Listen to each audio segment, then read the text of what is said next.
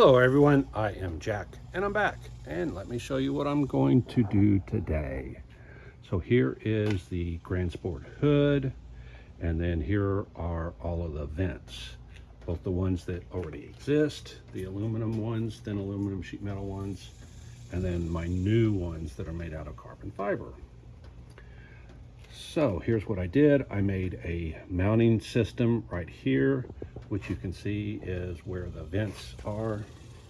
Come over here. So they're all located at the right angle. And then I used this adhesive, 3M adhesive, to glue those vents in place. This stuff is like panel bond. It's stronger than the material it's adhering. This one happens to be 08223, but some people have said that there's other ones that are better. This is back when I didn't know, and I was using it for a different application. The thing about this is working time is 3 minutes, clamp time is 30 minutes, and then cure time is 4 hours. So besides gluing those in place, I also need to fill in the edges. So what we did was we took a piece of foam board, put carbon fiber on each side with epoxy, made this structure. But then the edges were foam, and obviously foam wouldn't weather well or last well, whatever. So what we did was we took tinted epoxy and filled in these grooves. First cut down the grooves, used like a soldering iron, only it's specifically for cutting foam. But anyway, we cut these grooves and then filled them with epoxy. And that happened with all of these pieces that you see that are carbon fiber. So here's this one where the edge is filled. All of them are done that way. But what I realized is this stuff is black tinted and I can use it. So on these ones like this that didn't get the edges filled, I filled it with that black adhesive. A lot harder than I thought it was going to be to do. I thought I'd just put it out of this dispenser right here as a nice little round tip, and I thought, oh, that'll be easy, I'll just put a bead along each of those. Well, didn't work so well. I couldn't get it to look real smooth and nice. So then after I did that, I came in here, cut and trimmed it, and now I'm going to clean that up with a Dremel type tool and get all that looking nice. All right, one of the other things is, disadvantage of this is because this is foam, when you put a screw on here, it smashes it because the center isn't very solid. The filling in the groove will help because it'll make the top edge or any of the edges more solid. But also, I got flat washers here that I'm going to use. I did use locking nuts on each of these, so that it just needs to be tight enough to hold it in place. It doesn't need to be torqued to any specific specification. Anyway, the idea of flat washers, those of you that don't know, the purpose of a flat washer is to protect a soft surface. This would definitely qualify as a soft surface. It also spreads the load out over a larger area. I got several different ones. I think 1 inch is going to be too big. It's going to stick out past the part, but I got smaller ones as well. Got these at Walmart. Oh, let's see. Oh, and then there's the long vents right there. And again, same thing. They're foam in the middle, carbon fiber on each side, and then the edges were filled with the black tinted epoxy.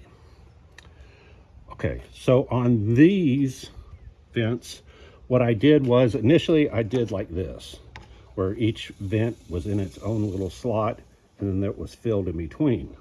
The challenge was that getting that to fit. And back then I was trying to get it really, really tight so that it really would almost stay in place with nothing, and then use the adhesive to improve. Then I said, well, that's kind of silly. Why do I do that? Why don't I just do like this and then glue each vent? I'll glue the back vent on this side here. I'll glue this vent on that side there, all the way through. So you can see that's what I did here.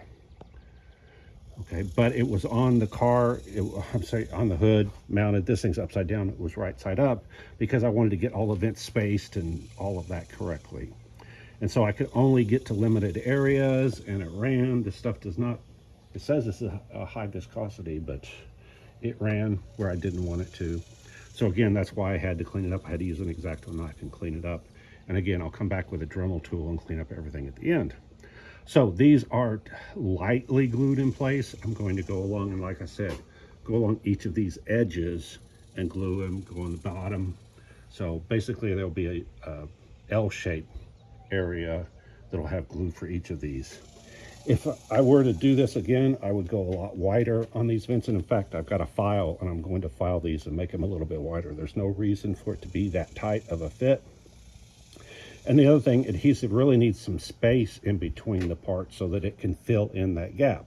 If there's no gap, then it won't actually be adhering to the surfaces. It will be adhering to this L shape right here. When the vent's stuck in here like this, there'll be a little fillet on each side. It'll work. And anyway, live and learn. Next time I'm going to make those slots wider so that there's room for adhesive to go in. Speaking of that, it was really difficult to get the adhesive to look nice. So while I was at Walmart, I bought one of these caulking tools. And this is a soft rubber right here. And so what I'm going to do is put the adhesive down and then run that tool along the edge to get a nice shape there. Okay, and then the other thing is I am making the brackets for this. I really like the way these brackets came out. So I'm repeating the same thing. And again, all of this stuff that I do is kind of an experiment to try it out the first time. And if I like it, fine. If I don't, then I'll figure out what to do differently. So this one is going to be, the new one is going to be like this, only longer to fill in that gap. So it will screw and glue to that, and then screw and glue to that as well. Now this vent opening happens to be 21 inches. I moved these in about 5 inches here and 5 inches here. So that leaves 11 inches in between the two. So I will make each of these bars 12 inches and then cut it in an inch, bend it up, and it will attach here and here. And then the other nice thing is this is a 48-inch piece of angle, so I need 4 of those. Just so happens 12 inches is going to be pretty much perfect. I can get 4 of them out of this. And the other reason to do it this way is that also means that the vents supports will be spaced correctly. In other words, if this bracket and this bracket are identical and they both bolt up there, then the space in between the vents will be identical. And then once I get that taken care of, I'll put the vents in, glue them, and at some point this will be done. After I do all that, then I'm going to go back in and clear coat everything. Epoxy by itself is not really sun resistant. There's some that is, but this doesn't happen to be it. So you've got to put some kind of UV protection. I've got 2K clear coat that I'm going to spray on all this after I get it all done. The other issue I didn't think of is the fact that this nozzle right here is a one-time use. Because this stuff cures so fast, 3 minutes and 30 minutes, by the time I got through with that one, all of the epoxy or adhesive had dried up inside of here, so I couldn't get any more to come out. It only came with 2 of these nozzles, so I just ordered, I think, 20 more, something like that. Now, the nozzles come in different lengths. If you don't want to waste, because it does waste epoxy, or I'm sorry, adhesive, when it goes in here, it wastes that, because when I take this off, all of that's hardened and useless. So keep that in mind. You can get these a lot shorter. This one's a little over 6 inches, I think 6.3 inches. And so I want that because I need to get in between the vents here. And that's kind of deep. When I used that before, it could barely get into some of these areas because of the depth there. So if I got short ones, that would make that even more difficult, so I didn't want to. But if you got something that's out in the open, then keep that in mind that you can get these same things in a lot shorter, like 3 inches or whatever. It's going to end up wasting less of the adhesive. Not that that's a big deal, but this stuff's not cheap. The adhesive is kind of pricey. It's this freaking gun that's expensive. I tried using one of the cheap knockoff ones and it just didn't do what it needed to do. I would have had to modify it, and I just finally said, screw it. think it was 50 bucks for this thing. So I think it's outrageously expensive for what it is, but anyway, no good alternative that I could find. I think that's it. I am going to put adhesive on these aluminum brackets once I get them. Right now, you can see it rotates a little bit, and it needs to be at the angle here. So what I'll do is put some adhesive in there, assemble this thing, and then let the adhesive cure so that this is in the correct location. All right, I pre-drilled the holes in the brackets, so when the customer gets it, all they do is take this thing, put it in there, and then drill 4 holes.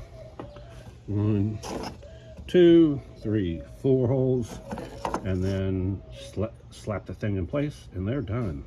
So it beats them having to do a whole lot of work to install whatever the aluminum vents like it really was.